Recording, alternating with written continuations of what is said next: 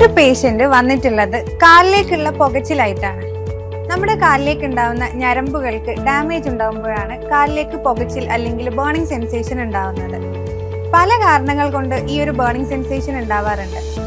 അതായത് ഡയബറ്റീസ്, അല്ലെങ്കിൽ നട്ടെല്ലിലെ disc bulge ആയിട്ട് കാലിലേക്ക് ഞരമ്പുകൾക്ക് ഉണ്ടാകുന്ന കംപ്രഷൻ, അതേപോലെ വൈറ്റമിൻ ഡി ഡെഫിഷ്യൻസി, ഇതെല്ലാം കാരണങ്ങൾ കൊണ്ട് നമുക്ക് ഈ ഒരു ബേണിംഗ് സെൻസേഷൻ ഉണ്ടാവാറുണ്ട്.